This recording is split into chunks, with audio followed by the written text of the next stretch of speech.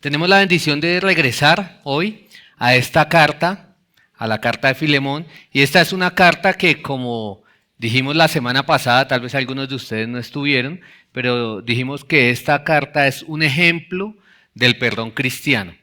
Esta carta es un ejemplo del perdón cristiano. El tema del perdón es de suprema importancia en las Escrituras.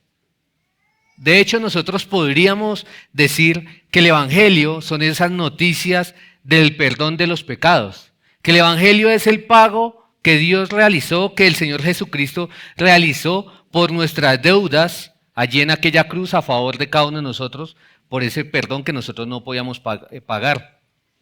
Los cristianos estamos llamados a perdonar, estamos llamados a buscar el perdón, pero estamos llamados a brindar un perdón incondicional a las personas porque nosotros mismos hemos recibido el perdón.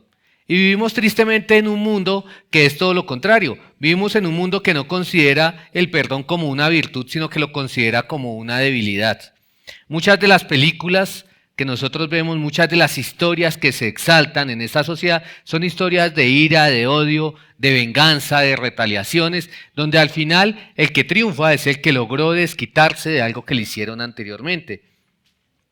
Pero aquellos creyentes que no obedecen este mandamiento se exponen a sufrir consecuencias catastróficas. Y es probable que algunos de los que están acá, o muchos quizás de los que estén acá, estén viviendo esas consecuencias desastrosas en sus vidas. Y quiero, antes de que entremos a Filemón, listar algunas de esas consecuencias que las mismas escrituras nos relatan, nos narran. La primera de ellas es que quien no perdona vive atrapado en las rejas del pasado. ¿Por qué? Porque mantiene abierta la herida, no permite que la herida causada sane. Solamente se dedica a alimentar la ira, a alimentar el resentimiento, a alimentar los deseos de venganza, y el gozo no es una realidad en su vida. Además también, quien no perdona es una persona que cultiva la amargura. Entre más pasa el tiempo, peor es.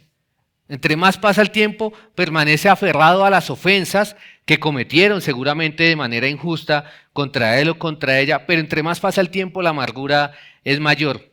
El autor de Hebreos habló en contra de esto, dijo: cuídense de que nadie deje de alcanzar la gracia de Dios, de que ninguna raíz de amargura brotando cause dificultades, y por ella muchos sean contaminados.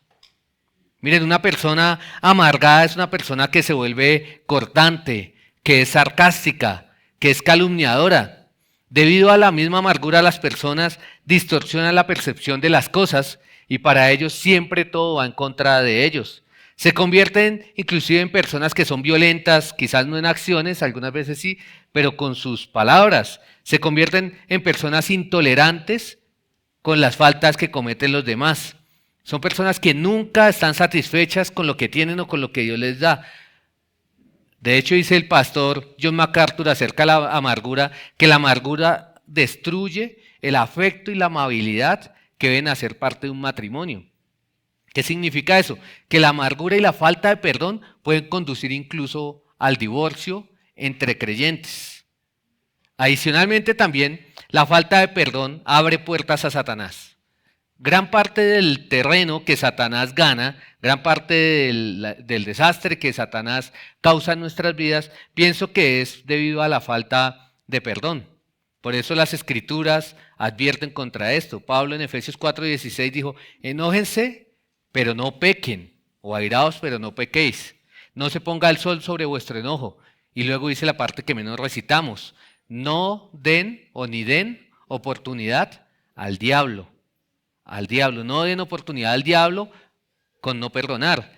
Similar también lo dijo Pablo a los Corintios, 2 Corintios 2:10. Él dijo: pero a quien perdonen algo, yo también lo perdono, porque en verdad lo que yo he perdonado, si algo he perdonado, lo hice por ustedes en presencia de Cristo. Y él dice que ¿para qué hizo eso? Allí mismo en el versículo 11 dice: para que Satanás no tome ventaja sobre nosotros, pues no ignoramos sus planes. Hay que perdonar para que Satanás no tome ventaja. Y finalmente, una consecuencia adicional es que la falta de perdón estorba nuestra comunión con Dios. Estorba. No podemos estar bien, no podemos sentir la realidad de una comunión viva con nuestro Señor que tenemos y que nada va a terminar, nada va a romper si nosotros no perdonamos a nuestros hermanos. ¿Recuerdan? Esto lo hablamos la semana pasada en Mateo 6, cuando el Señor enseñó a los discípulos a orar. Él dijo, porque si ustedes perdonan a los hombres sus transgresiones, también su Padre Celestial les perdonará a ustedes. Hay un condicional allí. Y en el versículo 15 dice, pero si no perdonan a los hombres, tampoco su Padre les perdonará a ustedes las transgresiones. Y Jesús no estaba hablando acá de perdón o de salvación sobre la base de la obediencia. Eso sería salvación por obras, y los que asisten continuamente aquí a la iglesia y los que leen continuamente las Escrituras saben que la salvación es por gracia, solamente por gracia, apartada de cualquier tipo de obra. Es un regalo inmerecido. Pero lo que Jesús está enseñando acá es que la falta de perdón o por no perdonar, el cristiano puede experimentar falta de gozo debido a su desobediencia. Puede experimentar falta de comunión, de una comunión real con su Salvador. Así que ante estas consecuencias, nosotros podemos decir que el perdón es la llave liberadora. Vivir atado a las ataduras de las heridas del pasado. Podemos decir también que el perdón cambia la amargura por amor, por gozo y los demás frutos del Espíritu Santo. Podemos decir que el perdón impide que los ataques demoníacos tengan efectos en nuestra vida. Y podemos decir que el perdón restituye al creyente para que reciba la bendición de Dios, para que restaure la pureza de su comunión con Dios. Es algo muy serio el tema del perdón entre hermanos, mis queridos hermanos y amigos. Las consecuencias que puede enfrentar quien no perdona son terribles, ya lo vimos. Así que usted debe ser una persona que es difícil de ofender, pero también debe ser una persona que es fácil para perdonar, que perdona rápidamente, una persona que practica el perdón y que perdona como nuestro Señor Jesucristo nos perdonó a nosotros. Yo no creo que en sus 5 sentidos alguien quiera vivir una vida desastrosa como lo que les acabo de contar o la descripción que acabo de hacer debido a no perdonar. Pero es una realidad y batallamos por perdonar, batallamos en contra de esa falta de perdón que tiene en nuestra carne. A nuestra carne no le gusta perdonar, nuestra carne quiere la venganza, nuestra carne quiere el desquite, nuestra carne quiere ver al otro humillado y acabado. Pero eso no es bíblico y no es correcto. Así que si estas consecuencias no son suficientes, lo que hoy vamos a estudiar en los versículos 19 al 25 de Filemón, nosotros encontramos allí 5 motivos para perdonar. 5 motivos para perdonar. Conocerlos y entenderlos deben llevar al creyente a perdonar a sus hermanos. Y estos 5 motivos son porque fuimos perdonados nosotros, porque perdonar trae bendición, porque perdonar es un acto de obediencia, porque perdonar nos permite tener una conciencia limpia y porque perdonar ayuda a guardar la comunión. Así que leamos juntos Filemón. Como les dije, vamos a estudiar solamente los últimos versículos, pero quiero que leamos por temas de contexto y para un mayor entendimiento desde el versículo 8 hasta el final de la carta. Dice, por lo cual, aunque tengo mucha libertad en Cristo para mandarte a hacer lo que conviene, no obstante, por causa del amor que te tengo, te ruego, siendo como soy, Pablo, anciano y ahora también prisionero de Cristo Jesús, te ruego por mi hijo Onésimo, a quien he engendrado en mis prisiones, el cual en otro tiempo te era inútil, pero ahora nos es útil a ti y a mí. Yo te lo he vuelto a enviar en persona, es decir, como si fuera mi propio corazón, a quien hubiera querido retener conmigo para que me sirviera en lugar tuyo en mis prisiones por el Evangelio, pero no quise hacer nada sin tu consentimiento para que tu bondad no fuera como por obligación, sino por tu propia voluntad, porque quizás por esto se apartó de ti por algún tiempo, para que lo volvieras a recibir para siempre, no ya como esclavo, sino como más que un esclavo, como un hermano amado, especialmente para mí, pero cuanto más para ti, tanto en la carne como en el Señor. Si me tienes, pues, por compañero, acéptalo como me aceptarías a mí. Y si te ha perjudicado en alguna forma o te debe algo, cárgalo a mi cuenta. Yo, Pablo, escribo esto con mi propia mano. Yo lo pagaré. Por no decir yo lo pagaré por no decirte que tú mismo te debes a mí. Sí, hermano, permíteme disfrutar este beneficio de ti en el Señor. Recrea mi corazón en Cristo. Te escribo confiado en tu obediencia, sabiendo que harás aún más de lo que digo. Y al mismo tiempo prepárame también alojamiento, pues espero que por vuestras oraciones os seré concedido. Te saluda Epafras, mi compañero de prisiones en Cristo Jesús. También Marcos, Aristarco, Demas y Lucas, mis colaboradores. La gracia del Señor Jesucristo sea con vuestro espíritu. Inclinemos nuestro rostro y vamos delante del Señor en oración para pedir su dirección en este tiempo. Amado Dios, Padre de nuestro Señor Jesucristo, oramos esta mañana para que tu Espíritu Santo nos guíe, para que tu Espíritu Santo nos haga nobles, nos haga mansos, nos haga sensibles a tu palabra, a la voz de Dios soberano revelada en las Escrituras, y que al mismo tiempo nos lleve a la acción y no se quede solamente en un entendimiento doctrinal acerca del perdón, o en lo que deberían hacer los demás, o en cómo puedo yo aconsejar a alguien, sino en cómo cada uno de nosotros puede ponerlo en práctica, cómo cada uno de nosotros puede glorificarte por medio de ser un perdonador. Te damos gracias y por favor guía este tiempo de enseñanza y que sea tu Espíritu Santo haciéndolo. Oramos en el nombre del Señor Jesucristo. Amén. La semana pasada estuvimos estudiando la mayoría de la carta, llegamos hasta el versículo 21, fue bastante lo que avanzamos allí. Y dijimos que Filemón es una ilustración del perdón bíblico. Los que no estuvieron la semana pasada pueden ir al YouTube de la iglesia y revisar allí lo que fue la primera parte de esta enseñanza, el libro de Filemón. Pero en resumen, el tema de la carta escrita desde la prisión es el perdón entre los cristianos como una consecuencia del perdón que nosotros hemos recibido de parte de Dios. Y esta carta es una ilustración práctica que nosotros debemos también poner en práctica al perdonarnos unos a otros. ¿Quiénes son las personas que acabamos de leer en esa carta? Bueno, Filemón era el dueño de la casa en la que se reunía la iglesia de Colosas. Era una persona adinerada que tenía la capacidad primero pues de tener una casa grande, no iba a la iglesia a escoger la casa más pequeña, el apartamento más pequeño para reunirse, sino él tenía una casa grande, pero segundo también entendemos que era una persona con comodidades o adinerada porque tenía la capacidad de tener esclavos. Onésimo, por el contrario, era un esclavo fugitivo de Filemón, conocido por los miembros de la iglesia de Colosas, porque se reunían allí y él les servía día tras día cuando se reunían, que se voló, que huyó de su amo Filemón y se fue para Roma, posiblemente llevándose consigo algunas de las pertenencias de Filemón y hasta posiblemente llevándose algunas de las pertenencias de los hermanos que se reunían en esa casa de la iglesia de Colosas. Él huyó traicionando a su amo, traicionando la confianza e incluso traicionando a la iglesia. Cuando él estaba allí en Roma, se convirtió al cristianismo, se convirtió a la fe en el Señor Jesucristo bajo el ministerio de Pablo. Y ahora el escenario en la carta es que él está regresando a Colosas para pedir perdón de su amo Filemón, de su familia y también de la iglesia.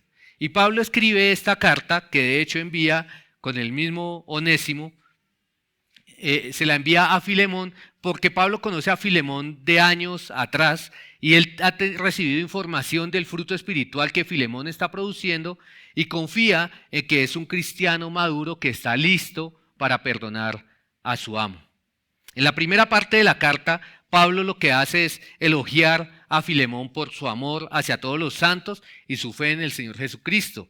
Resumido esto en el versículo 5. Así que Pablo confía que la fe de Filemón va a llegar a ser eficaz. Él confía que la fe de Filemón no es muerta, sino que se materializa en obras. Él confía en que el conocimiento doctrinal que tiene este hombre le va a ayudar a perdonar a ese esclavo fugitivo. La segunda parte de la carta, que también estudiamos la semana pasada, contiene una descripción del mandato a perdonar. ¿Qué era lo que Filemón debería hacer para perdonar a Onésimo? Bueno, él debería recibirlo, debería restaurarlo y debería estar dispuesto a pasar por alto la restitución a que tenía derecho, la restitución merecida como estaba escrito en el Antiguo Testamento. Pablo entendía, además de todo esto, que Dios es quien soberanamente, en el uso de su providencia, Él permitió que se diera esta situación. Él permitió incluso que Onésimo traicionara a Pablo. Él permitió que Onésimo llegara a Roma, donde estaba él en una prisión, y allí recibiera el Evangelio, se convirtiera, el Señor lo salvara, y que ahora Onésimo estuviera de regreso. El Señor permitió todo eso. Pues yo pienso que igual ocurre en nuestras vidas. Hay personas que nos ofenden, hay personas que nos hacen daño, hay personas que han abusado de nuestra confianza, hay personas que han abusado de la confianza que les hemos dado, pero lo que yo hoy quiero decirles es que eso no es algo ajeno a la soberanía ni a los planes de Dios. Él permite esas situaciones en sus vidas y las permite con un propósito, y es que usted ejercite su fe. Y que usted ejercite su fe, en este caso el amor a los hermanos, perdonando a aquellos a quienes lo han ofendido a usted, porque ese es el momento en que usted más se parece al Señor Jesucristo. Algunos hermanos me mencionaron la semana pasada que el mensaje enseñado llegó justo para una situación particular que ellos estaban pasando, estaban afrontando. Otros notaron un hilo conductor con predicaciones que hicieron otros hermanos domingos antes desde este mismo púlpito.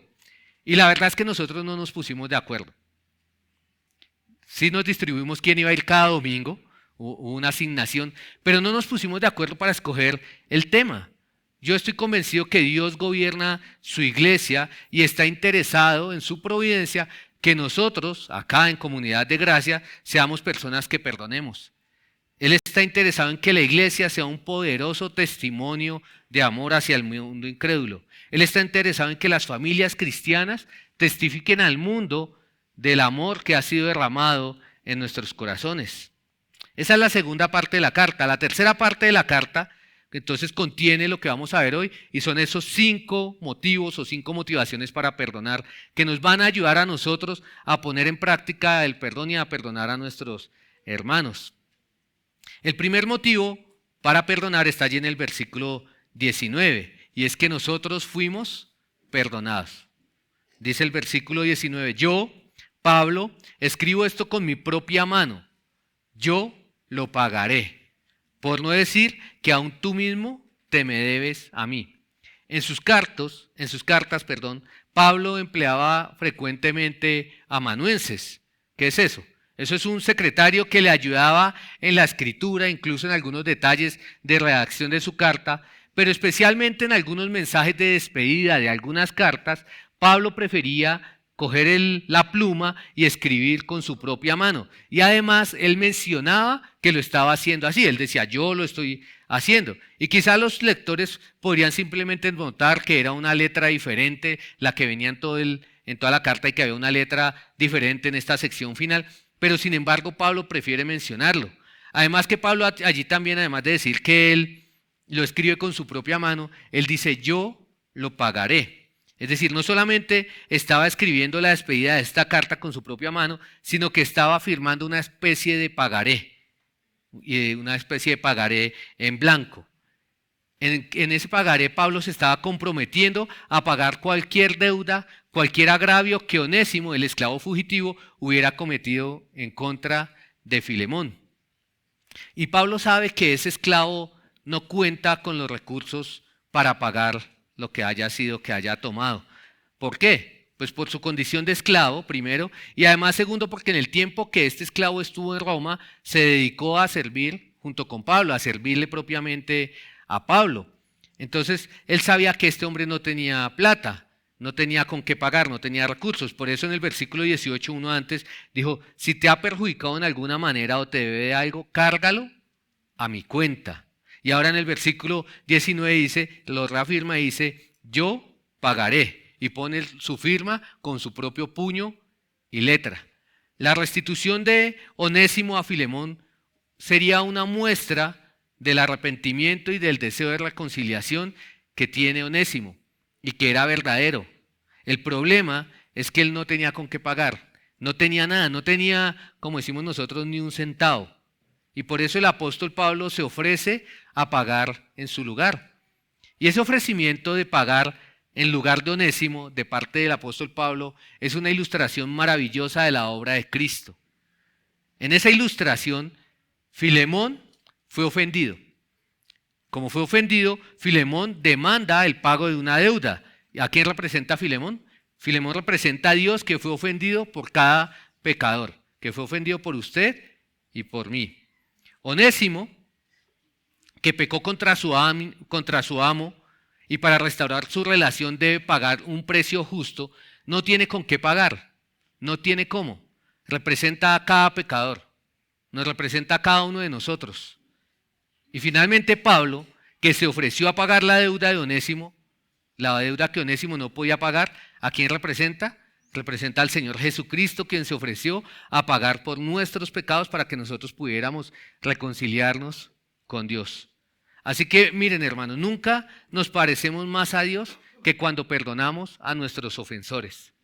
Nunca nos parecemos más a Dios, al Señor Jesucristo, que cuando pasamos por alto las ofensas de aquellos que nos hicieron daño. Cuando un cristiano perdona, está reconociendo que él ha sido perdonado por Dios primero. Eso es lo primero. Dice Colosenses 3:13, en la otra carta, que de hecho vale la pena decir que Pablo mandó también junto con Onésimo y junto con Tíquico a la iglesia de Colosas, mandó esas dos cartas. Él dice allí en Colosenses 3:13, soportándose unos a otros y perdonándose unos a otros, si alguien tiene queja contra otro. Y luego dice, como Cristo los perdonó, así también háganlo ustedes, como Cristo los perdonó. Miren, nosotros somos prontos a señalar el pecado de nuestros hermanos. Somos implacables para juzgar. Somos implacables para exigir justicia cuando nos ofenden. Pero perdonamos que nosotros fuimos perdonados de algo que no podíamos pagar y fuimos perdonados sin merecimiento alguno. Es como el hermano que cuestiona al otro hermano aquí en la iglesia porque llegó media hora tarde al servicio. Dice, ¿usted cómo va a llegar tarde? Pero resulta que él llegó 25 minutos tarde. Él también, es decir, él también llegó tarde. Y así somos nosotros. Sufrimos de algo a lo que yo llamaría amnesia selectiva. Recordamos con facilidad la falta que cometen contra nosotros, sea nuestro esposo, nuestra esposa, nuestros hermanos, hijos, padres, etc. Eso sí lo recordamos con facilidad. Pero olvidamos con facilidad que Dios nos perdonó. Que Dios nos perdonó pecados mucho mayores, ofensas mucho más graves. Exigimos para otros que se haga justicia. Exigimos, no es justo, Señor, te pido que hagas justicia. Mientras que para nosotros clamamos misericordia. Ten misericordia, Señor. Pablo tenía claro que Jesús fue quien pagó sus deudas. Pablo tenía claro que Jesús fue quien se ofreció a pagar en su lugar. Y por eso es que Pablo toma la iniciativa y él se ofrece a pagar en lugar de Filemón. La Biblia no relata qué hizo Filemón con esa carta, pero seguramente reconcilió a Onésimo y además le perdonó su deuda sin necesidad de que en realidad Pablo pagara el ofrecimiento que hubiera hecho. ¿Por qué? Porque Filemón también entendía que él mismo fue perdonado por el Señor Jesucristo de manera gratuita. Entonces no se olvide que Cristo murió por sus pecados cuando usted no tenía con qué pagar. Esa es la primera motivación, que nosotros somos también pecadores, que se nos ha perdonado. Pero además también somos motivados a perdonar porque perdonar trae bendición. Perdonar trae una gran bendición. Dice allí el versículo 20, sí, hermano, permíteme disfrutar este beneficio de ti en el Señor. Recrea mi corazón. Perdonar trae bendición en general. Pablo le dice a Filemón que perdone y que le permita a él disfrutar de ese beneficio de él en el Señor. Es decir, que en esta situación Pablo busca tener un provecho de esa reconciliación. Le dice a Filemón que le permita disfrutar de alguna manera. La raíz de la palabra beneficio, allí en el original, viene del verbo que da origen al nombre de Onésimo. Entonces pareciera que hay allí un juego de palabras, incluso algunos interpretan que Pablo en realidad lo que está diciendo es permíteme disfrutar de beneficio o permíteme disfrutar de Onésimo. Pero en realidad yo creo que no es así porque Pablo mismo lo está enviando de regreso. Lo que Pablo sí está diciendo es que él va a recibir un provecho, es que él va a ser alegrado cuando Filemón reciba a Onésimo y lo perdone. Esa sería la bendición o una bendición para la vida del apóstol que se encuentra prisionero en Roma. Al ver el amor entre hermanos, el corazón de Pablo sería recreado en Cristo. Su corazón sería confortado, como lo traducen otras versiones, por ver la obra del Espíritu Santo buscando la reconciliación en medio de los hermanos. Pablo sería confortado al ver que Cristo triunfa en la unidad de su iglesia. Y no es que el estado de ánimo de Pablo dependa de Filemón o dependa de lo que pasa en los hombres, pero la verdad es que aquellos que aman al Señor y a su iglesia se gozan profundamente en su obra. Se gozan cuando un nuevo pecador es perdonado y es unido a la iglesia, cuando el Señor sigue salvando, cuando los hermanos crecen en santidad y cuando los hermanos se reconcilian, la iglesia se goza. Cuando los hermanos de sangre, piénselo usted, se reconcilian, la familia se alegra. Los padres se alegran, toda la familia se alegra. Pues eso mismo es lo que ocurre en la iglesia local. Cuando los hermanos se aman y se perdonan, la iglesia goza. Cuando un matrimonio está al punto del divorcio y el Señor interviene allí con su palabra y restaura por medio del perdón esa relación, fruto del Espíritu Santo, pues eso trae una gran alegría a los miembros de la iglesia. Porque bien lo dice Pablo en 1 Corintios, que si un miembro sufre, todos los miembros sufren con él. Y si un miembro es honrado, todos los miembros se regocijan con él. Por el contrario, entonces acá, si Onésimo no era recibido y perdonado por Filemón, el corazón de Pablo hubiera sido afectado. Su amor hacia esos dos hombres le ocasionaría dolor de ver el pecado y la rebeldía, de ver el orgullo y de ver qué tan endurecidos y olvidadizos del perdón divino estaban siendo ellos dos, en especial Filemón. De hecho, el testimonio de la iglesia se perdería. Los incrédulos no estuvieran atraídos para nada en participar en una iglesia donde la gente vive odiándose, igual que lo hace la gente que está afuera. Pablo no sería el único beneficiado, porque estamos aquí desarrollando que el perdón trae beneficio, no sería el único beneficiado. De hecho, el mismo Filemón disfrutaría el gozo que produce la obediencia, de la paz de no generar discordia en el cuerpo de Cristo, del gozo de una genuina comunión con Dios. Iba a disfrutar Filemón si perdona y si recibe a Onésimo. Onésimo, por supuesto, se vería abrumado al recibir el amor de Cristo por medio de su amo. Su fe sería fortalecida, sería animado al ver la obediencia y el amor de Filemón, de otros hermanos allí de la iglesia de Colosas, que lo reciben como un hermano. Los creyentes entonces debemos sentirnos motivados a perdonar, a restaurar las relaciones, al saber que eso trae gozo, que conforta el corazón de los hermanos y además desarrolla un testimonio vivo de bendición para otros. Una tercera motivación para perdonar es que perdonar es un acto de obediencia, hermanos. Y lo dice allí claro el versículo 21. Te escribo confiado en tu obediencia, sabiendo que harás aún más de lo que te digo. Pablo confiaba en la obediencia de Filemón. Al inicio de esta carta mencionó el carácter piadoso que tenía este hombre, un amor hacia Dios, una fe hacia Dios y un amor hacia los hermanos. Ese carácter piadoso hacía que Pablo confiara en que Filemón iba a obedecer. Él tenía confianza en Filemón, en eso. Hermanos, perdonar es un acto de obediencia al Señor. En su carta Pablo no describe como tal esta doctrina acerca del perdón, de por qué debemos perdonar. ¿Por qué? Porque no era necesario, porque Filemón lo tenía claro. Filemón tenía conocimiento doctrinal. Solo le dice, confío en tu obediencia, solamente. Pero de forma rápida. Ya mencioné que cuando Jesús enseñó a orar a sus discípulos, les dijo que debían orar por el perdón de sus pecados, siendo ellos personas que perdonan a los que los ofenden. Dice Mateo 6, versículo 12, y perdónanos nuestras deudas, como también nosotros hemos perdonado a nuestros deudores. Jesús también enseñó que no hay límites para el perdón entre los cristianos. Él dijo, tengan cuidado. Si tu hermano peca, repréndelo. Y si se arrepiente, perdónalo. Y si peca contra ti 7 veces al día y vuelve 7 veces diciendo me arrepiento, perdónalo. Es claro el Señor Jesucristo. ¿Hay que perdonar cuándo? Siempre.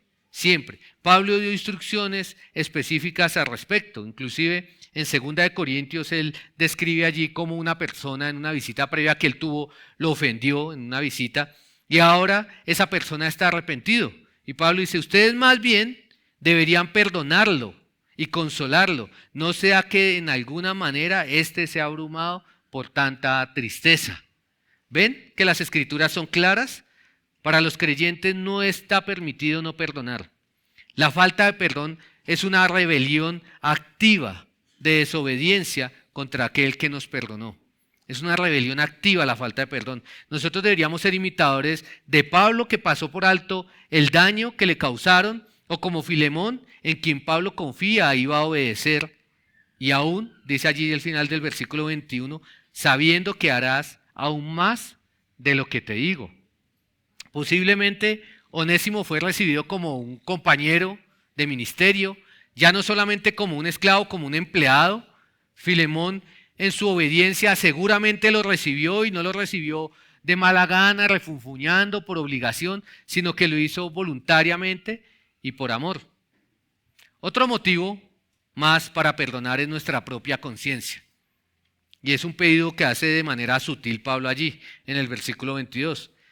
Dice, y al mismo tiempo, prepárame también alojamiento, pues espero que por las oraciones de ustedes les seré concedido. Lo que parece una instrucción adicional al respecto de los preparativos para la visita de Pablo, guarda armonía con el resto de la instrucción. Pablo conoce que la iglesia está orando por su liberación y él confía que las oraciones de sus hermanos, entre ellas las de Filemón, serán respondidas. Él es un hombre que sabe que Dios lleva a cabo su voluntad por medio de las oraciones de los santos. La petición de Pablo para que le prepararan alojamiento en víspera de su liberación debido a las oraciones de la iglesia, trae implícita esa apelación a la conciencia de Filemón. ¿Por qué? Porque en realidad sería bastante difícil para Filemón orar sinceramente por la liberación de Pablo y al mismo tiempo estar desobedeciendo sus órdenes de recibir y de perdonar a Onésimo. Si cuando Pablo regrese ve que Filemón no recibió a Onésimo y no lo perdonó, pues qué deseos sinceros y genuinos va a tener Filemón de orar por la liberación de Pablo. No sería una oración genuina. No habría coherencia, en realidad, no habría coherencia. Y seguramente su desobediencia, entonces a Filemón, si ese fuera el caso, le impediría orar libremente y orar y tener una relación tranquila y sincera con el Señor y orando específicamente por la liberación de Pablo en la cárcel. Asimismo, es hipócrita cuando un cristiano ora por la iglesia del Señor, ora por el cumplimiento de la gran comisión, ora por la unidad de una familia, pero no busca la reconciliación y está odiando a alguien, por ejemplo, de la familia o a alguien de la iglesia. No es coherente que usted ore por el bienestar de la iglesia local y al tiempo genere discordia y falta de unidad. Entonces lo que Pablo está haciendo aquí específicamente con Filemón es apelando a su conciencia, Quien quiere tener una comunión sincera con el Señor debe perdonar a los que le ofenden. Y si no, ni siquiera nuestras oraciones van a ser sinceras. Y va a llegar un punto en que no somos capaces de levantar una oración al cielo. Nos motiva a perdonar saber entonces que fuimos perdonados por Dios. Nos motiva a perdonar saber que perdonar trae bendición. Nos motiva también entender que perdonar es un acto de obediencia. Nos motiva a perdonar saber que nos ayuda a tener una conciencia limpia delante de Dios, el hecho de perdonar a nuestros hermanos. Y la última motivación está allí en el versículo 23, y es que nos ayuda a guardar la comunión. Dice Pablo allí, te saluda Epafras, mi compañero de prisión en Cristo Jesús, también Marcos, Aristarco, Demas y Lucas, mis colaboradores. En el cierre de su carta, Pablo lo que hace es traer testigos. Esos testigos están enviándole un saludo, son hombres que Filemón conoce de vieja guardia, que él conoció quizás en su tiempo en Éfeso. Son compañeros de ministerio quienes están de acuerdo con Pablo en su pedido de perdón de parte de Filemón a su esclavo fugitivo. Desobedecer la instrucción de Pablo era soberbio, pues desconocía que él mismo era un pecador. Sería falto de amor con Pablo al privarlo de recibir la bendición y el gozo de ver la obra de Cristo en su iglesia. Sería una desobediencia a Dios, a los mandatos claros en las Escrituras de perdonar siempre a los hermanos. Sería no guardar una conciencia limpia y sería un ataque también a la comunión de los hermanos. Nuestros pecados, hermanos, afectan la iglesia local, afectan el cuerpo de Cristo. La vida cristiana no se vive de manera aislada y de manera independiente, donde sus pecados solamente lo afectan a usted. La vida cristiana no se vive así. Hacemos parte de un cuerpo en el que nosotros fuimos injertados y nuestro pecado afecta al cuerpo. Filemón era aquí responsable delante de esos hombres. Su pecado ocasionaría tristeza en ellos. Su desobediencia causaría falta de gozo, pero su obediencia causaría gozo e incluso inspiración en ellos y en el resto de la iglesia para seguir su ejemplo. ¿Quiénes eran estos hombres? Bueno, rápidamente, Epafras era muy probablemente el pastor de la iglesia de Colosas, la iglesia que se reunía allí en la casa de Filemón, pero Epafras estaba llevando un reporte y pidiendo un consejo en Roma con Pablo. Marcos es el autor del Evangelio, aquel que sabe de primera mano lo que es ser perdonado. En el primer viaje misionero, ustedes recuerdan, en el libro de los Hechos, Lucas nos narra que este Marcos abandonó a Pablo y que ese abandono de Pablo en este viaje misionero generó una división entre Pablo y Bernabé que se mantiene y que se destaca allí en el libro de los Hechos. Pero luego este Marcos fue discipulado por Pedro, fue restaurado y ahora está al lado de Pablo. Su relación es un ejemplo de perdón. La relación de Pablo y de Marcos es un ejemplo de restauración. Y al punto tanto que poco antes de ser ejecutado, cuando Pablo escribe la última de sus cartas, que es segunda de Timoteo, él pide que Marcos vaya con él porque le es útil para el ministerio. Marcos era un ejemplo vivo de alguien que había sido perdonado y restaurado. Aristarco era un creyente judío, no se sabe mucho más. Demas era otro colaborador de Pablo, quien tristemente después lo abandonó, así lo relata segunda de Timoteo, por su amor al mundo presente, se fue y lo abandonó. Y Lucas era el médico amado, autor del tercer evangelio, autor del libro de los Hechos. Filemón conocía bien a estos hombres. Él debía perdonar para bendecir a estos hombres, para guardar la comunión que tenían ellos. Así que hay 5 motivos, pero hay algo más importante o también muy importante, y es que Pablo finaliza la carta con una oración a favor de Filemón, de su familia y de la iglesia, que está allí en el último versículo. Dice, la gracia del Señor Jesucristo sea con ustedes, o sea, con el espíritu de ustedes. La gracia del Señor Jesucristo sea con el espíritu de ustedes. La oración, ¿para qué es? La oración es para que ellos, los destinatarios de la carta, es decir, Filemón, la familia de Filemón y la iglesia, reciban la gracia necesaria para perdonar. Porque como dije hace un momento, a nuestra carne no le gusta perdonar, no le gusta la reconciliación, no le gusta buscar la paz, no le gusta la humillación, no le gusta la humildad, no le gusta que pidamos perdón. Nuestra carne busca la justicia y exige la venganza. Entonces la oración de Pablo es para que Filemón reciba y manifieste la misma gracia que el Señor Jesucristo, la misma gracia con que el Señor Jesucristo nos perdonó a nosotros. Así que no hay excusa válida para perdonar. Si usted fue perdonado y ha recibido el amor de Cristo, debe mostrarlo y está capacitado para perdonar a otros. No perdonar inclusive pone en duda su conversión, pone en duda la obra del Espíritu Santo en su vida porque usted no está manifestando el fruto del Espíritu Santo. Los creyentes estamos capacitados para amar a Dios y estamos capacitados para amar a nuestros hermanos y aún para amar a nuestros enemigos porque el amor de Cristo ha sido derramado en nuestros corazones. Es fácil amar cuando todo lo que recibimos son abrazos, ayudas, servicio de los hermanos, palabras bonitas, llamadas. Lo difícil es perdonar cuando por causa de Cristo hay personas que nos hacen daño. Por eso, en ese momento es cuando nosotros glorificamos a Dios, cuando perdonamos a los otros en la manera en que nosotros fuimos perdonados. Si usted decide perdonar, va a ser bendecido por el Señor. La obediencia trae bendición, la desobediencia trae disciplina. Su obediencia o desobediencia va a determinar la recompensa que usted quiere recibir. ¿Qué es lo que quiere recibir? Al tiempo, el efecto que va a traer a su familia por su perdón o su falta de perdón, el efecto que va a generar en una iglesia local. Usted puede ser de bendición o usted puede ser de maldición para su familia o para su iglesia local. Miren, no permita además que sus oraciones sean estorbadas por falta de perdón.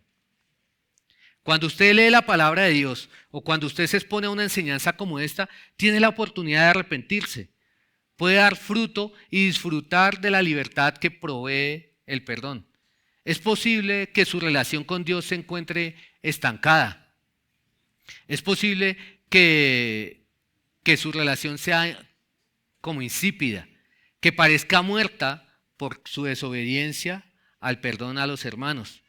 Filemón y Pablo son un ejemplo vivo. También fue el ejemplo de Pablo con Marcos. Es un ejemplo vivo de hermanos que bendijeron a la iglesia al perdonar a sus ofensores, al punto que hoy siguen siendo de bendición para nosotros cuando leemos las Escrituras. Pero ¿saben cuál fue el mayor ejemplo de perdón? Fue el Señor Jesucristo. Isaías, cuando profetizó el libro que estamos leyendo, cuando profetizó los padecimientos por el perdón de nuestros pecados, lo dijo de esta manera. Dijo que Él fue despreciado y desechado de los hombres, varón de dolores y experimentado en aflicción, y como uno de quien los hombres esconden el rostro, fue despreciado, y no lo estimamos. Ciertamente Él llevó nuestras enfermedades y cargó nuestros dolores. Con todo, nosotros lo tuvimos por azotado, por herido de Dios y afligido. Pero Él fue herido por nuestras transgresiones, molido por nuestras iniquidades. El castigo por nuestra paz cayó sobre Él, y por sus heridas hemos sido sanados. Todos nosotros nos descarriamos como ovejas, nos apartamos, cada cual por su camino. Pero el Señor hizo que cayera sobre Él la iniquidad de todos nosotros. Dice el versículo 7 allí. Dice, fue oprimido y afligido, pero no abrió su boca. Como cordero que es llevado al matadero, y como oveja que ante sus trasquiladores permanece muda, Él no abrió su boca. Y cuando abrió su boca en aquella cruz, lo hizo para clamar por el perdón de sus ofensores, porque estando allí en la cruz, se esperaría que pronunciaría el Dios soberano, que pronunciara juicio sobre los que lo estaban escarneciendo, sobre aquellos que se estaban burlando a los pies de esa cruz. Pero por el contrario, Él en una acción supremamente compasiva hacia los miserables pecadores como nosotros, Él pidió perdón al Padre y dijo, Padre, perdónalos porque no saben lo que hacen. En lugar de tratar de vengarse, nos dice Pedro en su primera carta, cuando lo maldecían, no respondía con maldición. Cuando padecía, no amenazaba, sino que encomendaba la causa al que juzga justamente. Tenga el ejemplo de Jesús como una motivación adicional para perdonar. Mire, no dé lugar a Satanás. No tiene por qué usted persistir en su amargura. No tiene por qué persistir en tener una paz que para nada, una falta de paz que para nada usted disfruta. Y aún, si usted llega a este punto y está convencido doctrinalmente que debe perdonar, pero siente que le falta fuerza para hacerlo, ore a Dios y pídale a Dios que la gracia del Señor Jesucristo traiga esa convicción a su vida, pero además que lo fortalezca para usted poder perdonar y así glorificarlo a Él.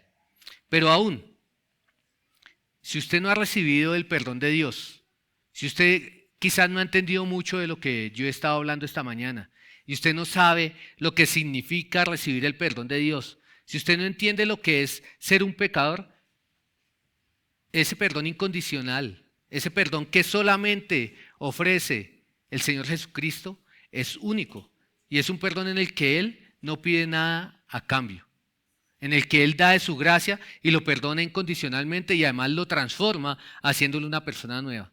Quizás muchos de los que están acá no están capacitados para perdonar porque no ha recibido ese amor perdonador que nos ayuda a perdonar. Y yo le digo a usted que ese amor solamente se recibe a los pies del Señor Jesucristo. Nadie más puede dar un amor y un perdón incondicional como el Señor Jesucristo lo da. Pero una vez usted lo ha recibido, usted está capacitado para perdonar también a quienes los ofenden, a quienes lo ofenden o quienes lo ofendan, como lo hizo nuestro Señor Jesucristo. Inclinemos nuestro rostro en oración.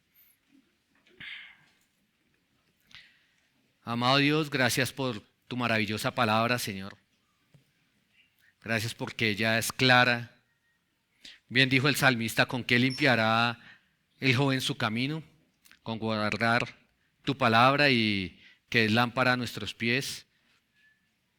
Y es lo que yo te pido hoy. Nuestro camino está sucio, específicamente por amargura, por falta de perdón, por buscar justicia y buscar venganza. Hay amargura y falta de paz en algunos. Y yo te pido que tú limpies nuestro camino por medio de tu palabra, por medio de la enseñanza de ella, de tal manera que cada uno de nosotros busque y hacer eficaz esa fe que hemos recibido.